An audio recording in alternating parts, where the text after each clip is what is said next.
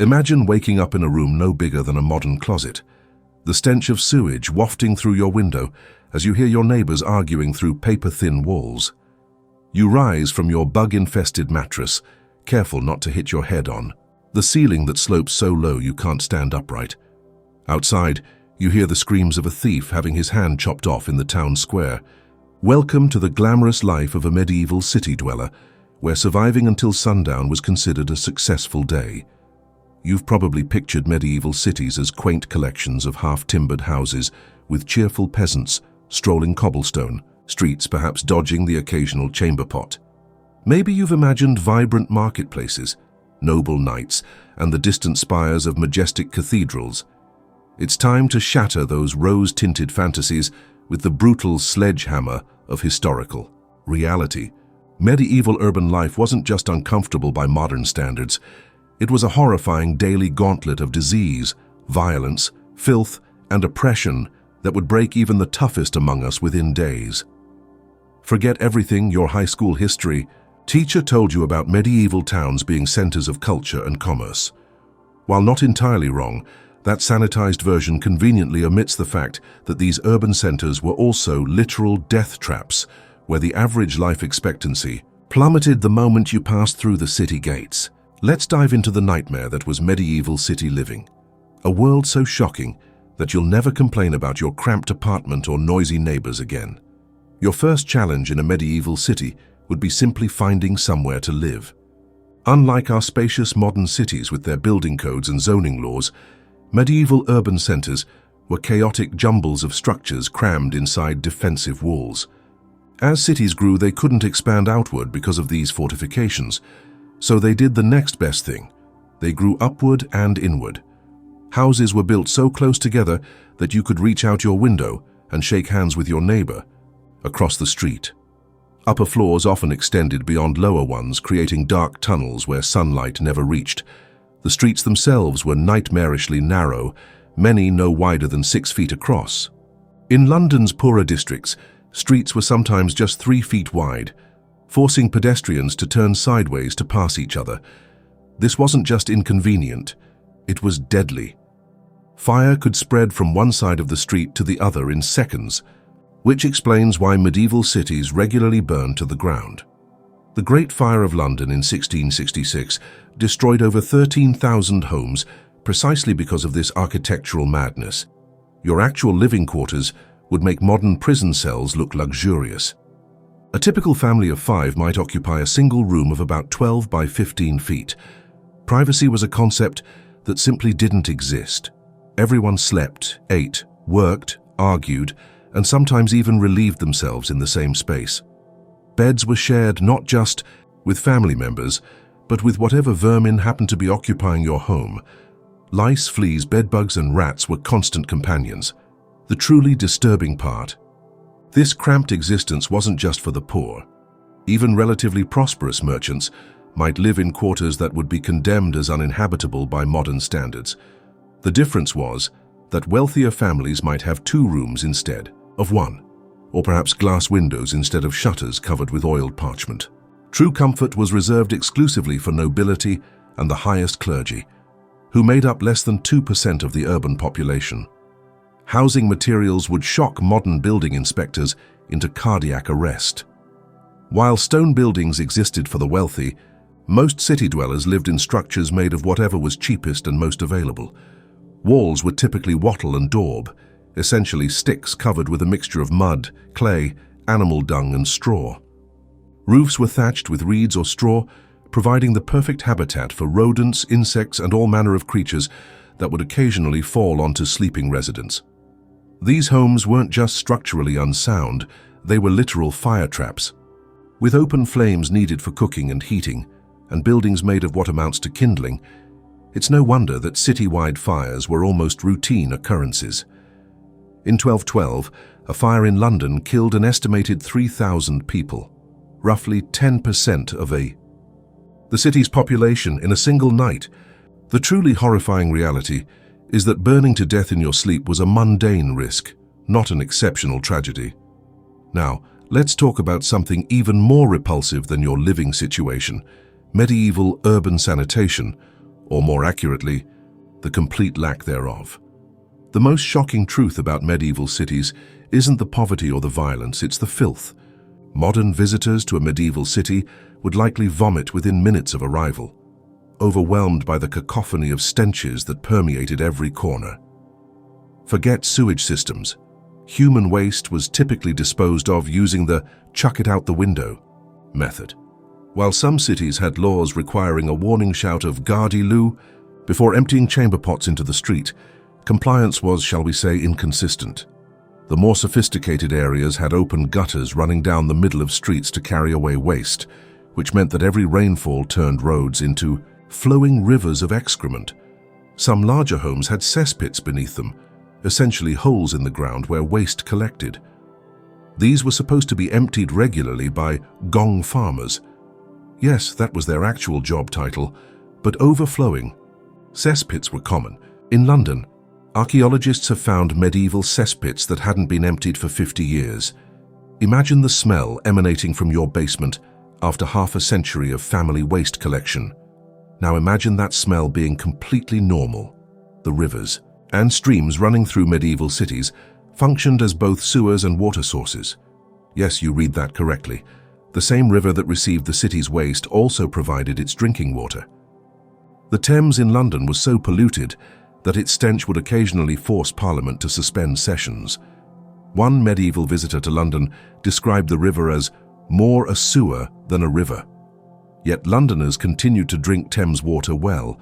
Into the 19th century, butchers would slaughter animals right in the street, letting blood and offal flow into the same gutters that carried human waste. Tanners used urine and dog feces in their leather-making processes, dumping the noxious leftovers into public waterways. Every trade contributed its own special variety of filth to the urban ecosystem. The truly mind-boggling aspect is that medieval people had no concept of germ theory. They didn't understand that drinking water contaminated with human waste could make them sick. Instead, they believed disease was caused by miasma, or bad air. This wasn't entirely wrong. The smell was indeed an indicator of danger, but it led to solutions like carrying posies of flowers to mask the stench, rather than addressing the actual sanitation issues. Speaking of disease, medieval cities were essentially giant petri dishes for some of history's most horrific epidemics.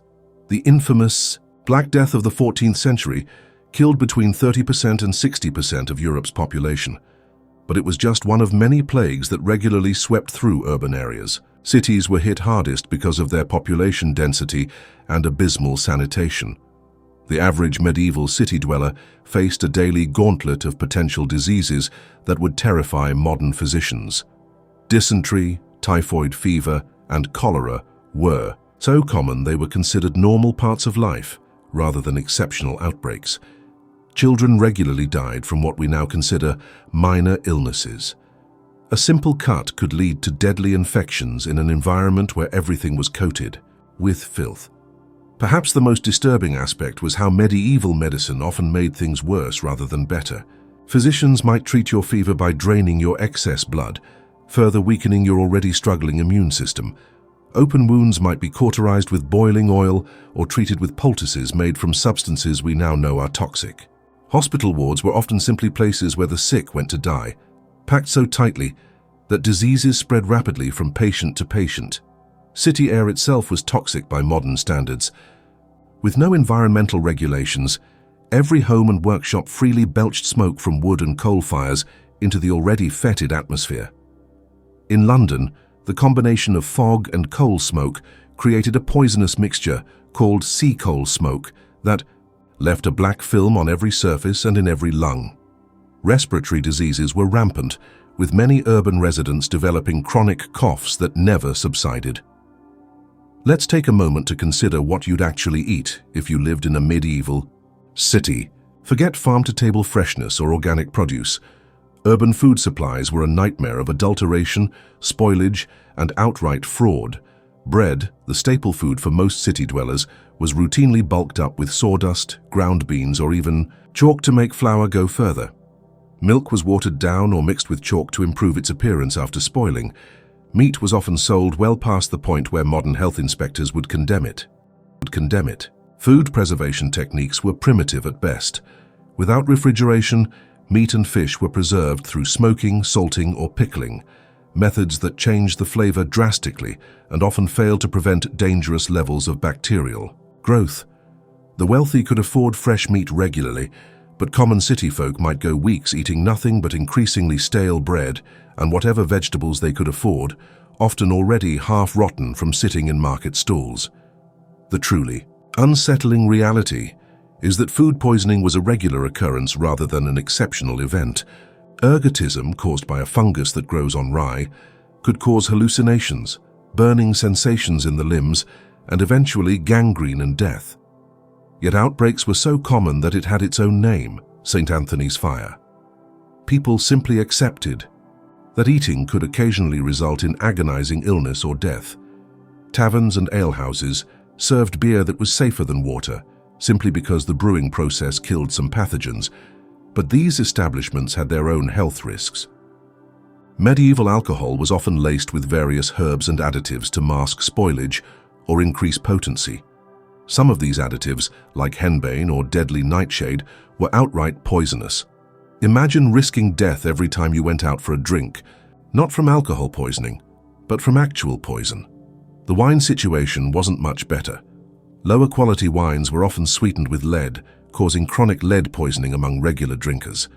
The symptoms, abdominal pain, confusion, headache, and seizures, were considered normal consequences of drinking rather than signs of toxic exposure. Now let's talk about something truly terrifying: medieval urban justice and crime. Without modern policing or forensics, criminal justice was a brutal, arbitrary system that would horrify contemporary observers. Public executions weren't just punishments, they were entertainment. Hanging days in London would draw crowds of thousands who treated the events like festivals, complete with food vendors and souvenir sellers. For crimes we'd consider minor today, the punishments were grotesquely disproportionate. Stealing an item worth more than a few pence could result in hanging. Counterfeiting or clipping coins, shaving bits of precious metal from the edges, was punishable by being boiled alive, a process that could take hours as the victim was slowly lowered into a cauldron of heating water. The truly disturbing aspect wasn't just the severity, but the spectacle. Justice was designed to be public and horrifying as a deterrent. Severed heads displayed on spikes at city gates, corpses left hanging until they rotted, and dismembered body parts exhibited at crossroads were everyday sights for medieval city dwellers, including children. Imagine walking your kids to school, past the decomposing remains of last week's executed criminals. Despite, or perhaps because of, these harsh punishments, crime rates in medieval cities were staggeringly high. Without street lighting, venturing out after dark was so dangerous that many cities imposed curfews. Armed gangs controlled entire neighborhoods, and even during daylight, certain areas were effectively lawless. In 14th century London, murder rates were estimated to be about 20 times higher than in modern London. The violence wasn't hidden away, it was a daily, visible reality. Law enforcement consisted primarily of the night watch, ordinary citizens forced to take turns patrolling, with minimal training or equipment. Their main function was raising the alarm rather than intervening in crimes. By the time help arrived, criminals had usually escaped into the Warren-like streets, where they could vanish instantly. For women, medieval cities offered a particularly terrifying existence. Sexual violence was rampant and rarely prosecuted unless the victim was of high status. Domestic abuse was considered a normal part of marriage rather than a crime. Women walking alone, especially after dark, were frequently assumed to be prostitutes and treated accordingly. Speaking of prostitution, it was one of the few economic options available to women without family support. Many cities had designated red light districts, often located near the city gates or docks. In some places, prostitutes were required to wear identifying clothing, a yellow armband in London, a red hood in Paris, to distinguish them from respectable women. The health consequences were devastating, with sexually transmitted infections spreading unchecked in an era before effective treatments. Even for those who managed to avoid the worst aspects of medieval urban life, social mobility was nearly non-existent. The guild system, while providing economic stability for members, effectively prevented outsiders from entering profitable trades. Apprenticeships typically lasted 7 years, during which apprentices were essentially indentured servants with few rights and frequent abuse. Many never completed their training, ending up as unskilled laborers permanently trapped in poverty. Children faced particularly grim prospects. Child labor wasn't just common, it was expected. Children as young as 7 were put to work in whatever capacity their small bodies could manage. They swept chimneys, often developing fatal lung diseases, worked as scavengers in sewers, or served as assistants in dangerous trades like blacksmithing or tanning. Education was a luxury reserved primarily for boys from wealthy families or those destined for the church. The mortality rate for children was horrific by modern standards. In many medieval cities, 30% of children died before their first birthday, and 50% didn't live to see their 10th. Parents often avoided forming strong, emotional attachments to infants, knowing the statistical likelihood of loss. Childhood wasn't a protected period of innocence and development. It was a brief prelude to the misery of adult responsibilities. Let's have a quick reality check. While I've painted a grim picture of medieval urban life, not every aspect was unrelentingly terrible. Cities did offer opportunities that rural areas couldn't match. Trade guilds provided security and community for their members. Religious festivals brought moments of color and celebration to otherwise dreary existences.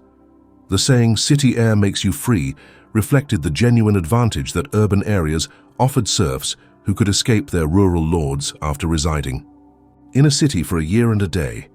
For merchants and skilled artisans, city life could be relatively comfortable by medieval standards. Guild members benefited from collective bargaining power and social safety nets for widows and orphans. Some cities had remarkable public works, like London's Leadenhall Market or Paris's Notre Dame Cathedral, that provided communal spaces of genuine beauty amid the squalor. It's also worth noting that medieval people weren't less intelligent than modern humans. They simply lacked our scientific knowledge and technological advantages. They created sophisticated solutions to problems within the constraints of their understanding and resources. The apprenticeship system, for all its flaws, produced craftsmen of extraordinary skill. Medieval cathedrals remain engineering marvels, even by today's standards. That said, the fundamental truth remains: medieval cities were horrific places to live by any modern metric. The combination of overcrowding, non-existent sanitation, rampant disease, arbitrary justice, and limited opportunity created living conditions that would constitute cruel and unusual punishment by contemporary standards. So there you have it, the shocking truth about medieval city life laid bare. The next time you complain about your cramped apartment, noisy neighbors, or urban pollution, remember that your worst day in a modern city would be an unimaginable luxury to a medieval urbanite. Your building has plumbing, your food won't poison you, and you can walk outside after dark without joining the next day's execution statistics. While we often romanticize the medieval period in films and fiction, the gritty reality of urban life was a daily horror show that most of us wouldn't survive for a week. So perhaps instead of yearning for a simpler time, we should appreciate the remarkable progress that separates us from our medieval ancestors. After all, nothing makes modern inconveniences seem trivial, quite like the knowledge that at least no one is emptying their chamber pot on your head as you walk to work.